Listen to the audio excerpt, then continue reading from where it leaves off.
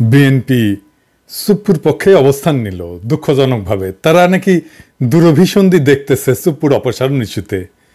বিএনপির মুরগি যদি বিএনপির লেজে কাটতে চায় আমরা বাধা দেওয়ার কে? আমরা কোথায়কার কোন হরিদাস পাল? কিন্তু নোক্তা আমরা দিয়ে যাইতে পারি।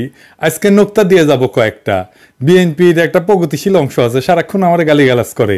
আজকের এপিসোড দেখার পর পুরো বিএনপিও সে গালিগালাজে যুক্ত হইতে পারে, অসুবিধা নাই। আমার তো শুধু আবেগ না, বিবেকও কাজ করে, তাই আজকে কিছু কথা বলা দরকার। এই যে সংবিধান, পচা গলা সংবিধান, এই সংবিধান যে কাজ করতেছে না, এটা তো বিএনপি আনুষ্ঠানিকভাবে স্বীকার করছিল, সংবিধানের সংস্কার চাইছিল। দেখেন, এটা আমাদের কমিটমেন্ট যে আমরা এই পরিবর্তনটা যে চাচ্ছি, এটা শুধুমাত্র নির্বাচন ব্যবস্থার জন্য নয়, ক্ষমতায় যাওয়ার জন্য নয়, আমরা গোটা রাষ্ট্রের আপনার একটা গুণগত পরিবর্তন নিয়ে আসার জন্য আমরা এটা করি। সংবিধানের সংস্কার ছাড়া বিএনপি অনেক আগেই নির্বাচনে না যাওয়ার ঘোষণা দিছিল, যদিও সেই সংবিধানের অধীনে বিএনপি পরে নির্বাচনে গেছিল। কিন্তু একবার এডিটর সাহেব তারিখ দেখান, কবে কইছিলেন মির্জা ফখরুল সাহেব?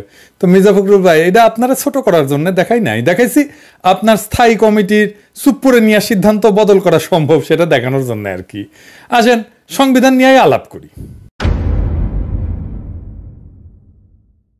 সংবিধান যে পচা, এটা তো বিএনপি মানে, আপনারা নিজেরাই বলছেন, অনেকবার বলছেন। বিএনপিকে এবার তাইলে বলতে হবে, পচা সংবিধানে কি মধু আছে? দেশের সংবিধান কি থাকতেই হয়? মানে সংবিধানের পথে না থাকলে নাকি বিশাল বিপদ হয়ে যাবে। সংবিধান কি আসলেই জরুরি? দেশের থাকা লাগে? লাগে না। সংবিধান ছাড়াই দেশ চলে, ভালোভাবেই চলে। পাকিস্তানে 1956 সালে প্রথম সংবিধান রচিত হয়। তো তো প্রায় 10 বছর ধরে সংবিধান ছাড়া দেশ চলে নাই, পাকিস্তান চলে নাই। ওই পাকিস্তানের অংশ আমাদের বাংলাদেশও ছিল। কিছু দেশ আছে যাদের কোনো লিখিত সংবিধান নাই, যেমন সৌদি আরবে নাই, ইংল্যান্ডে নাই, ইসরায়েলে নাই, নিউজিল্যান্ডের কোনো নির্দিষ্ট লিখিত সংবিধান নাই। মানে জানেন এটা, এই দেশগুলা চলে না। দেশগুলো চলে তাদের আইন দিয়ে চলে, তাদের সরকারি কাঠামো পরিচালনার জন্য বিভিন্ন আইন আছে, বিচার বিভাগের রায় আছে এবং রীতিনীতির উপর নির্ভর করে চলে।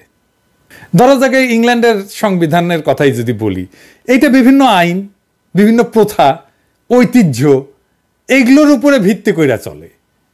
তার কিছু কিছু গুরুত্বপূর্ণ ডকুমেন্ট আছে, যেমন ম্যাগনা কার্টা আছে, বিল অফ রাইটস আছে, পার্লামেন্টস অ্যাক্ট আছে। এইগুলা হইতেছে তাদের সাংবিধানিক চিন্তার ভিত্তি। দেশ চালাইতে সংবিধান লাগে না। আমাদের প্রোক্লেমেশন অফ ইন্ডিপেন্ডেন্স আছে না, আমাদের 3 জোটের রূপরেখা আছে না, আমাদের আইন আছে না, রীতি আছে না, রুলস অফ প্রেসিডেন্স আছে না। আচ্ছা একটা কথা বলেন তো, মার্শাল ল জারি হইলে সংবিধান স্থগিত হয় না? মিলিটারি কোন আইনে সে সংবিধান স্থগিত করে? একটা দেশের মিলিটারি চাইলে যে সংবিধান ছুঁড়ে ফেলে দিতে পারে, আর সেই সংবিধানের দোহাই দিতেছেন আপনারা। আপনারা কাছে আসেন, কাছে কাছে আরো কাছে, আপনাদের খুঁড়ে সালাম দেব।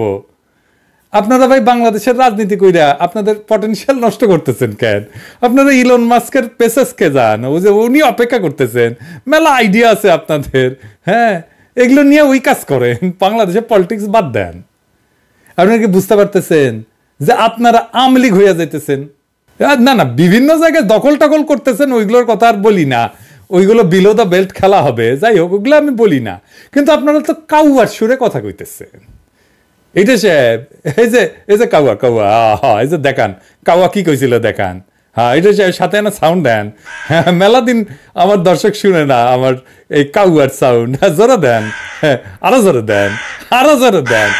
হচ্ছে দেখেছেন, ওই যে কাউয়া যা কইতো আপনিও তাই কইতেছেন। দেখেন, আওয়ামী লীগ কইছিল ছাত্রদের আন্দোলন নাকি সংবিধান বিরোধী, আর আপনারা বলতেছেন সুপ্পুর অপসারণ সংবিধান বিরোধী। একই ধরনের কথা। আওয়ামী লীগ যা কইছিল আপনাদের মুখে সেই কথা, আপনারা আওয়ামী লীগ হয়ে যাইতেছেন। আওয়ামী লীগ প্রসঙ্গে পরে আসতেছি, আগে জানেনি কিছু বুদ্ধিজীবী আছে না, সবই জানে আর কি। হ্যাঁ, তারা বলে সুপ্পু কোনো ক্ষতিকর বিষয় না, হার্মলেস, তাই রেখে দেওয়া যায়। আসেন আমরা সুপ্পু প্রসঙ্গে আলাপটা সেরে নিই। সুপ্পুর অপসারণের বিষয়টা 3টে জিনিসের উপরে ভিত্তি করিয়া, একটা আইনি, একটা রাজনৈতিক আর একটা নৈতিক। প্রথমত সুপ্পু মিথ্যাচার করছে। সে নিজের মুখে বলছে হাসিনা পদত্যাগপত্র দিছে এবং সে সেটা গ্রহণ করছে নিজে। শোনেন, নিজের কানেই শোনেন ও কি কইছিল। আপনারা জানেন প্রধানমন্ত্রী শেখ হাসিনা রাষ্ট্রপতির কাছে পদত্যাগপত্র জমা দিয়েছেন এবং আমি তা গ্রহণ করেছি। আবার সেই বলে তার কাছে পদত্যাগপত্র নাই। দেখেন, দেখেছেন, এই মিথ্যাচার করলে রাষ্ট্রপতি থাকা যায়? যায় না তো। এই একটা ইস্যুই তো যথেষ্ট ওরে রাষ্ট্রপতি পদ থেকে পাছায় লাথি দিয়ে বের করে দেওয়া। দ্বিতীয় কারণটা নৈতিক। পুরো চাকরি জীবনে ওই ঘুষ না নিয়ে একটা রায়ও লেখেনি। উই আমাদের রাষ্ট্রপতি, তাও এই পদটা বাগাইছে সংবিধান লঙ্ঘন কইরা। মানে ওই তো দুদকে ছিল, তাই না? ওটা একটা সাংবিধানিক দায়িত্ব, কিন্তু সাংবিধানিক দায়িত্ব শেষে সে একটা লাভজনক পদে চাকরি করতে পারে না, কিন্তু সে সেটা করছে। আইনত এটা করতে পারে না, তাও নিকৃষ্ট লুটেরা এস আলমের দখলকে তো ইসলামী ব্যাংকে চাকরি করছে। আবার তারপর আবার ওই চাকরি থেকে এটা লঙ্ঘন কইরা আবার ওই চাকরি থেকে আইসা সর্বোচ্চ সাংবিধানিক পদ রাষ্ট্রপতির আসনে বসছে। আমারও প্রশ্ন, এমন একটা দাগি অপরাধীকে কেন পুষতে চায় বিএনপি? সে তো দুইটা দেশের রেসিডেন্ট, তাই না? বাংলাদেশে প্রেসিডেন্ট হওয়ার যোগ্যতা আছে, তাকে একজন এমপি পদে প্রতিদ্বন্দ্বিতা করার যোগ্যতা থাকতে হবে। দেখেন, বাংলাদেশের সংবিধান অনুসারে, সংবিধান তো করিচ্ছেন আপনারা, দেখেন সংবিধান অনুসারে সে পারে কিনা দুইটা দেশের রেসিডেন্ট থেকে প্রেসিডেন্ট হইতে। বাংলাদেশের সংবিধান অনুযায়ী কোনো ভিন্ন দেশের রেসিডেন্ট বা দ্বৈত নাগরিকত্বধারী ব্যক্তি বাংলাদেশের সংসদ সদস্য পদে প্রার্থী হইতে পারে না। তার মানে সে প্রেসিডেন্ট পদেও প্রার্থী হইতে পারত না, তার প্রার্থিতাটাই অবৈধ। আইনত সে রাষ্ট্রপতি পদের জন্য যোগ্য ছিল না। আর তৃতীয় কারণ রাজনীতি। সুপ্পু হাসিনার মনোনীত রাষ্ট্রপতি, সেই পুরা প্রফেসর ইউনূসের সরকারকে বাতিল করে দিতে পারে এক কলমের খোঁচায়, পারে কিনা বলেন? কি করবেন যদি সেটা করে? কিচ্ছু করার নাই।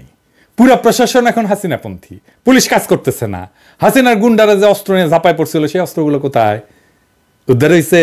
আমি দেখাই দিই, এক কামাল মজুমদারের কাছে 2018 সালের তথ্য মতে 5 কোটি টাকার অস্ত্র ছিল। কামাল মজুমদার ধরা পড়ছে, অস্ত্রগুলো তুলছে, ধরিছে। অস্ত্রগুলো কোথায়? এত অস্ত্র ছিল আওয়ামী লীগের হাতে, আপনারা তো দেখছেন, বেশি দিন আগের কথা না। সে অস্ত্রগুলো কই? তারপরেও কি ধরনের ষড়যন্ত্র, আন্তর্জাতিক ষড়যন্ত্র, ইন্ডিয়া থেকে ষড়যন্ত্র হচ্ছে। বাংলাদেশের হিন্দুদের দিয়া কি করতেছে দেখতেছেন না? সনাতনী নামে কি করতেছে?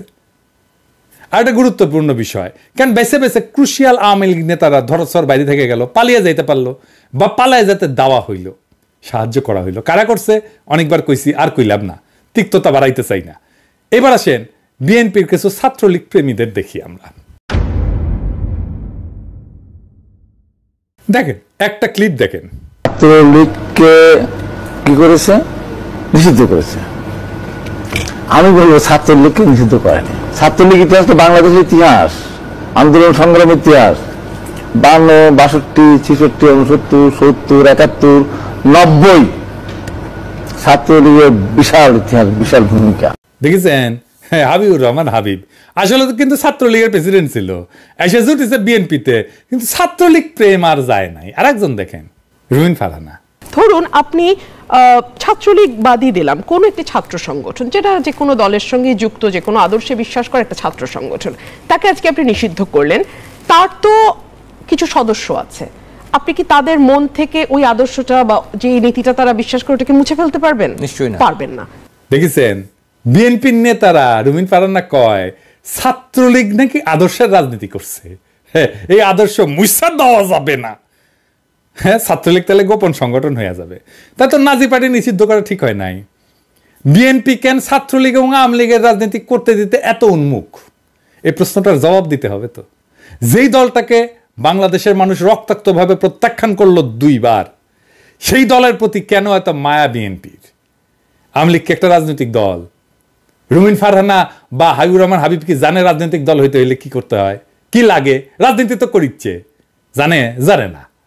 আসেন, রাজনৈতিক দল বলতে কি বোঝায় সেটা আমরা বুঝেনি। রাজনৈতিক দল হইতে হইলে তারে কয়েকটা বিষয়ে একমত হইতে হবে। 1, বহুদলীয় ব্যবস্থা। 2, গণতান্ত্রিক শাসন। 3, মানবাধিকারের প্রতি শ্রদ্ধা। 4, একটা স্বচ্ছ ভোটিং ব্যবস্থার প্রতি তার কমিটমেন্ট। 5, আইনের শাসন এবং জবাবদিহিতা। 6, পিপলের পার্টিসিপেশন এনশিওর করা। 7, একটা রাজনৈতিক দলের সবার উপরে অবশ্যই দেশের প্রতি আনুগত্যে বিশ্বাস করতে হবে। আওয়ামী লীগ এর কোনটা মানে? আওয়ামী লীগ দেশের প্রতি অনুগত? আগামী এপিসোডে আমি দেখাবো কেন আওয়ামী লীগ একটা রাজনৈতিক দল না, বরং একটা দুর্বৃত্তদের সংগঠন। আজ শুধু একটা বিষয় নিয়ে কথা বলবো। ধরেন ইন্ডিয়া, পাকিস্তান বা নেপাল বা ধরেন শ্রীলঙ্কা, এই দেশগুলার সরকারি এবং বিরোধী দলের ফরেন পলিসি নিয়ে কোনো দ্বিমত আছে? মিলিটারি পলিসি নিয়ে কোনো দ্বিমত আছে? নাই। বাংলাদেশে আওয়ামী লীগ তার লেসপেন্সার থাকলে একটা ঐক্যমতের মিলিটারি আর ফরেন পলিসি নিতে পারবেন? ইয়েস অর নো বলবেন, হ্যাঁ অথবা না বলবেন, পারবেন না। ক্ষমতায় থাকলে সে তার ফরেন পলিসি আর মিলিটারি পলিসি বানাবে, ইন্ডিয়া কিসে লাভ হবে সেটা দেখে আপনারা তো দেখছেন। বেশি দিন আগের কথা তো না, এই গত 15 বছর, এমনকি মুজিবের আমলে কি করছে। আর যখন সে ক্ষমতায় থাকে না তখন বাংলাদেশ যেন রাষ্ট্র হিসেবে দাঁড়াইতে না পারে সেই কাজ করে। এই দল বারে বারে বিশ্বাসঘাতকতা করছে বাংলাদেশের মানুষের সাথে, 2 বারই তার ফ্যাসিস্ট রূপান্তর ঘটছে। আওয়ামী লীগ ফ্যাসিবাদ কায়েম করছিল, এটা আমার তো কথা না, একা মির্জা ফখরুলের কথা শুনেন। আপনারা জানেন 2012 সালে যে কেয়ারটেকার গভর্নমেন্ট ছিল, এই দেশের জনগণের রাজনৈতিক সংস্কৃতির একটা প্রতিফলন। নির্বাচনকালীন সময়ে একটি নিরপেক্ষ সরকার থাকবে, সেটাকেও তারা বাতিল করে নিয়েছিল একতরফাভাবে। এইভাবেই গণতন্ত্রের সমস্ত প্রতিষ্ঠানগুলোকে তারা ধ্বংস করে দিয়ে মূলত একটা একদলীয় শাসন ব্যবস্থা, ফ্যাসিবাদ প্রতিষ্ঠা করে। এর বিরুদ্ধে আমরা দীর্ঘ লড়াই করেছি, সংগ্রাম করেছি। তার মানে মির্জা ফখরুল ফ্যাসিস্টদেরকে রাজনীতি করতে দিতে চায়, সর্বনাশের কথা। দেখেন শিক্ষক কি কয়, ফ্যাসিবাদের সঙ্গে জড়িত প্রশাসন কর্মকর্তাদের দ্রুত অপসারণ চান মির্জা ফখরুল, কিন্তু ফ্যাসিস্ট দলের নিষিদ্ধ চান না, এমনকি নির্বাচন করতে দিতে চান। কি মজার কথা, সোনার পাথর বাটি দেখিনি, কিন্তু এই রাজনীতিতে মির্জা ফখরুল সাহেব আমাদের সোনার পাথর বাটি দেখাচ্ছেন। চুপ্পুকে মির্জা ফখরুল ফ্যাসিবাদের প্রোডাক্ট বলেন, দেখেন, কিন্তু সরাইতে চান না। কি মজার কথা, কোনো ব্যাখ্যা আছে? মানে লীগ খারাপ, আওয়ামী লীগ খারাপ, কিন্তু হাসিনা ভালো। ওই একই হাসিনার ন্যারেটিভ, একই হাসিনার ন্যারেটিভ। বিএনপিকে বলতে হবে স্পষ্টভাবে জনগণের কাছে কেন ফ্যাসিবাদের প্রশাসন খারাপ সেটাতে সরাইতে হবে, কিন্তু ফ্যাসিবাদের প্রোডাক্ট চুপ্পু ভালো, তারে রাখতে হবে। বলতে হবে কেন ফ্যাসিস্ট আওয়ামী লীগকে রাজনীতি আর ভোট করতে দিতে চান, বলতে হবে। বিএনপিকে একটা কথা স্পষ্ট করে বলে দিতে চাই, তারুণ্য কোনো চালাকি পছন্দ করে না। আজ বাংলাদেশের বেশিরভাগ ভোটার আসলে আপনার ভোটার কিনা সেটা কিন্তু আপনারা জানেন না। আপনারা ধৈর্য নিছেন তারা আপনার ভোটার না। তরুণদের মন যদি জয় করতে চান, খোলাখুলি স্পষ্টভাবে কথা বলেন। গোজামিল দিয়া আগামীর বাংলাদেশের রাজনীতি চলবে না, কারণ আজকের তারুণ্য গোজামিল পছন্দ করে না, রাজনীতিতে স্পষ্টতা, স্বচ্ছতা পছন্দ করে। এই প্রজন্মের মানুষরা সামাজিক মিডিয়া দেখছে, ডিজিটাল মাধ্যমে বড় হয়েছে, তারা মুহূর্তের মধ্যে গুগল করবে, চ্যাট জিপিটিকে জিজ্ঞেস করবে, সহজেই সে সব তথ্য পেয়ে যাবে এবং বিষয়গুলো নিয়ে দ্রুত মতামত গঠন করতে পারবে, আমাদের চাইতে অনেক দ্রুত। তাই ওদের সাথে চালাকি করে লাভ নাই। সত্য কথা বলেন, স্পষ্ট কথা বলেন, মন খুইলা কথা বলেন। অন্তরে আর এক জিনিস, মুখে বলবেন আর এক জিনিস, এইটা হবে না। তারা চায়, এই জেনজি চায় রাজনীতিকরা যেন স্পষ্ট এবং সৎভাবে কথা বলে। জটিল অস্পষ্ট বক্তব্য, মিথ্যা প্রতিশ্রুতি এবং অসম্পূর্ণ তথ্য তারা পছন্দ করে।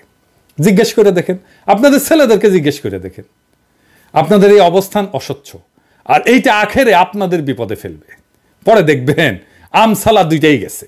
ভাবছিলেন আপনাদের বাংলাদেশের বেশিরভাগ মানুষ পছন্দ করে, পরে দেখলেন তরুণেরা আপনাদের থেকে মুখ ঘুরাই নিছে।